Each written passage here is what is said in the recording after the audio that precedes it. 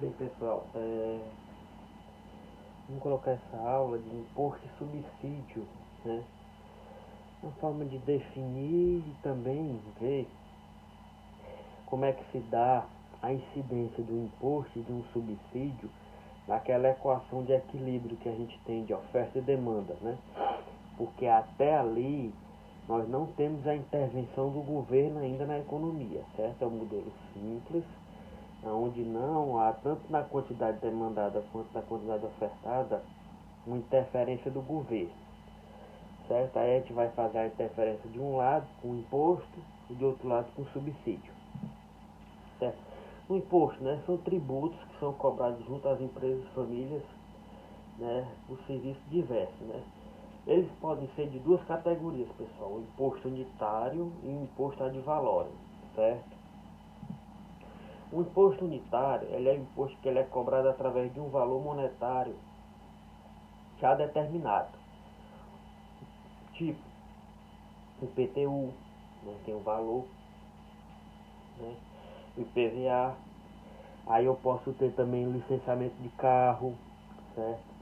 Eu posso ter qualquer outra taxa aonde é determinado é o valor monetário, certo?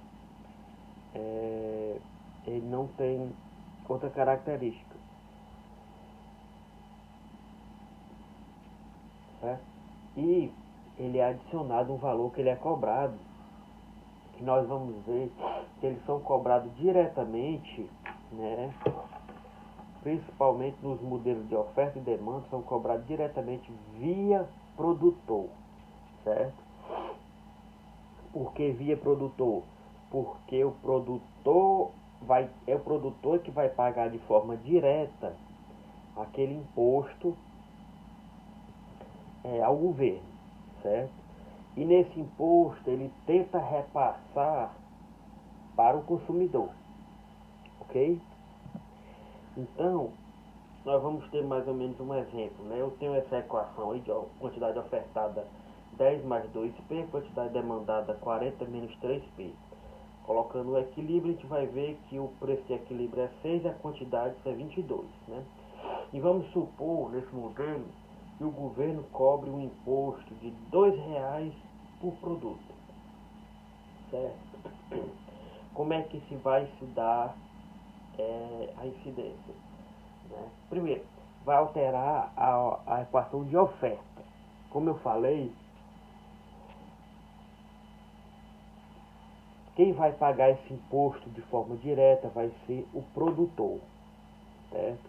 E ele vai tentar repassar esse imposto para o consumidor. Então, por isso que ele vai estar na equação de oferta. A gente vai ver que a equação de oferta antes era 10 mais 2P. Como é que fica quando eu tenho imposto unitário? Vai ser a quantidade ofertada igual a 10 mais 2 que multiplica. Eu abro parênteses, coloco P menos 2, certo? Professor, por que menos 2? Porque aquele valor vai ser arrecadado pelo governo, não pelo produtor. Por isso que ele entra com sinal negativo, ok? E aí você rearranjando essa função, nós vamos ter 10 mais 2P menos 4, que vai dar igual aqui a 6 mais 2P. E aí eu tenho uma nova equação de oferta após a incidência do imposto, ok? E aí eu volto para aquele nosso equilíbrio, né? Nós tínhamos, que agora a equação de oferta vai ser 2 mais 6 mais 2P, 40 menos 3P, né? Fazendo um equilíbrio, eu vou ver que o preço vai ser igual a 6,8 de equilíbrio e a quantidade de equilíbrio vai ser o que? 19,6. Ou seja, né, com a incidência do imposto, o novo equilíbrio vai ser de 6,8 o preço, né, 6,80 e a quantidade 19,6. E o que é que a gente pode observar? Que quando há uma incidência de imposto, né, o imposto passou de 6 para 6,80, né, teve um aumento, certo? Consequentemente, a quantidade de equilíbrio, ela reduz. Ela caiu de 22 para 19,6. Ou seja, quando se tem uma incidência de imposto, a tendência é o que? Você aumenta o preço de equilíbrio e a quantidade de equilíbrio diminui. Isso em decorrência de quê? Em decorrência porque aquele produto vai ficar mais caro. Certo?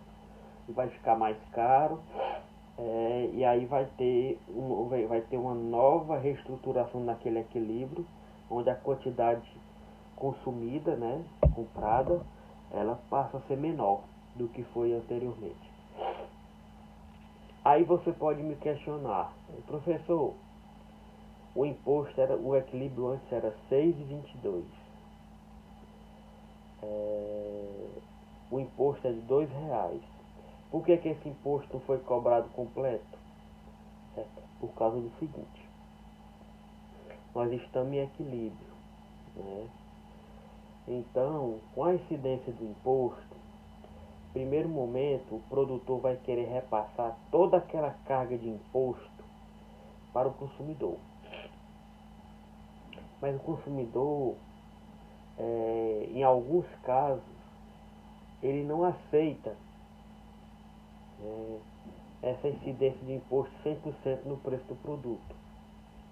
Certo? Por que isso, pessoal? Porque vai existir uma coisa que vocês viram em aulas anteriores, principalmente na equação de demanda, que seria o que? Quando eu tenho elasticidade de preço da demanda, um produto elástico. Quando eu tenho um produto elástico, ele pode ter muitos substitutos, né? Pode ser também que esse produto ele não tenha um peso forte dentro da restrição orçamentária das famílias. E ele pode mudar de produto. Pode trocar. Vamos supor que tem um imposto, cobrado um imposto R$ 2 no quilo do camarão. Aí o produtor do camarão quer passar todos os R$ 2 para o consumidor. Vai aumentar o preço? Vai. Aí o consumidor pode muito bem querer comprar a tilápia, querer comprar lagosta. Entendeu? Então são produtos substitutos próximos que a pessoa pode trocar. Entendeu? Aí ele fica vulnerável, ou seja, ele vai passar só uma parte. No caso do equilíbrio aí, o aumento só deu em 60 e 80 centavos, né? Ele prefere adquirir esses 1,20 para ter no equilíbrio, certo? Mas lembre-se, esse equilíbrio ele é um equilíbrio estático, ele pode ser apenas em determinado momento, entendeu? Isso fica sempre flutuando em torno da média, entendeu? Nessa média de equilíbrio, certo? Como também eu posso ter um produto, né, aonde ele é um produto necessário, certo? Ele seja um produto que não tenha substitutos próximos. Quando você trabalha geralmente com um produto de monopólio, entendeu? O consumidor fica mais vulnerável ao esse repasse de imposto, certo? Podem ter casos em que esse repasse passa a ser 100%, entendeu? Por quê? Porque às vezes você não tem substituto, é uma empresa monopolista que trabalha, entendeu? Ou um oligopólio.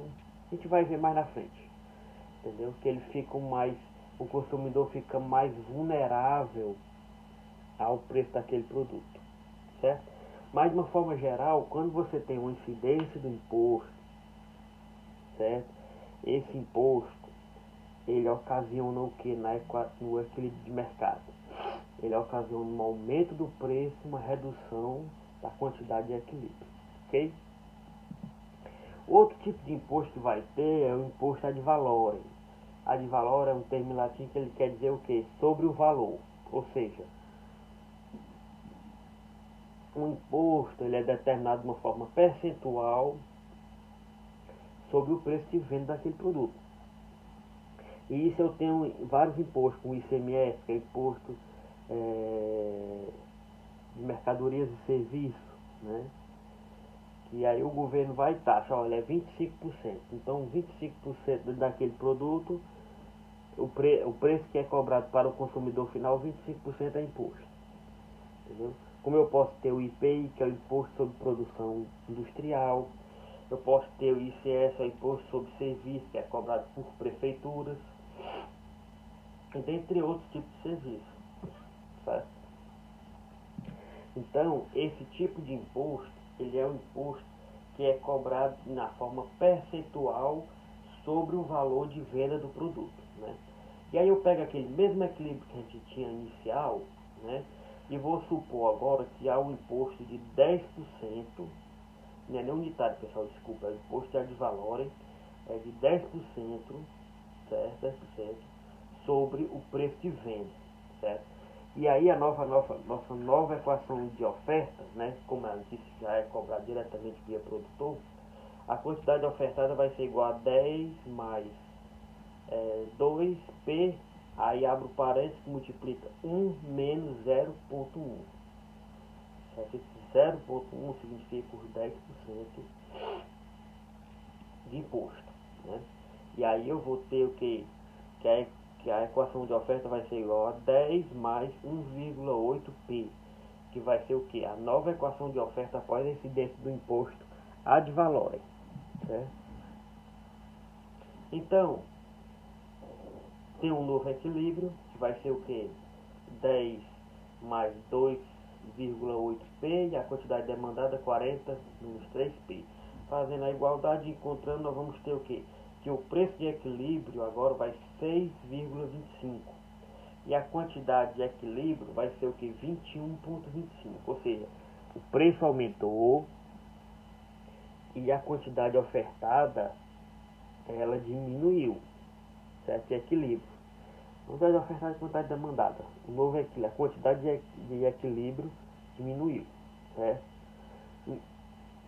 Isso prova mais uma vez que com a incidência de imposto, seja ela ad valorem, seja ela unitária, em média, no equilíbrio o preço aumenta e a quantidade reduz, certo? Que é isso que a gente menciona aí novamente, certo? Ou seja, quando você tem um imposto, você pode ter duas características. É o imposto fixo cobrado de forma unitária, de forma monetária direta, e o outro seria o ad valorem, que é na forma percentual sobre o preço de venda do produto, certo? Todos os dois, eles modificam a equação de oferta, certo? Eles modificam a equação de oferta. No imposto unitário, modifica-se de uma forma através de monetária, através de valor, e o ad valorem ele trabalha na forma percentual. Eu vou diminuir na forma percentual. Em todos os dois vão ser mexidas na equação de oferta, certo? Sempre subtraindo. Por quê? Porque o governo vai estar extraindo aquele valor para ele, para a arrecadação dele, certo? E como consequência disso, o preço aumenta e a quantidade de equilíbrio diminui, certo? Por outro lado, eu vou ter o subsídio. O subsídio ele refere a uma ajuda, né, aos produtores consumidores, né, que também pode ser unitário, pode ser ad valorem, certo? Como é que se pode dar isso? O governo pode dar uma ajuda monetária sobre o preço do produto, ele pode dar uma suspensão temporária do imposto, ele pode dar um percentual sobre o preço que é cobrado, certo? Formas que você pode ter para tentar o que? Deixar aquele preço mais acessível daquele produto para o consumidor, certo? E esse repasse também se dá de forma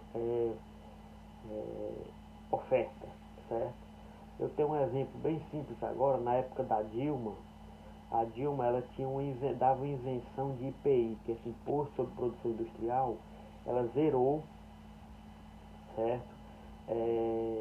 Para produtos de linhas brancas, né? Que seria o que? Geladeira, fogão, micro-ondas, máquina de lavar, todos esses produtos industriais